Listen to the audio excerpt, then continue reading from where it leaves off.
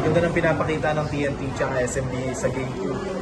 Ano lang yung feeling na kumbaga kayo, pinapakita nyo yung ganitong klaseng laban sa buong isang bayan. Sana tangkilikin ng mga fans. Nakikita mo naman, may nagsasabi nga na hindi nanonood yung iba. Okay lang kasi iba't ibang factors yun eh. Pero yung TV ratings ang taas. So, kanya-kanyang kagustuhan kung anong gusto ng tao. Pero yung TV ratings naman natin maganda. Hindi naman ako nangangamba. Alam mo naman ng mga Pilipino, basta magandang game, tatangkilikin.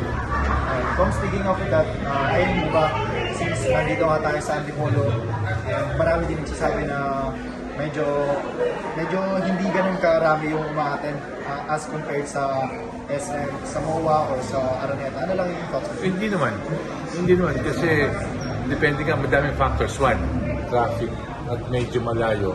Hindi mo makukumpara yung isang venue sa isang venue. Pero yun nga, katulad ng sinabi ko, tinatangkilik tayo, ganun pa rin yung mga fans sa atin. Sana pumunta nga sila. Pero yun nga, maganda ang ratings sa atin. Ay, last na ako. Ano lang, yung sa mga gusto pang mga di pa nakapunta ng live or hindi pa nakakanood ng ngayong finals, gusto mo invite mo sila? Yun nga, nakikita naman nyo, maganda yung labanan. So sana iba pag live eh.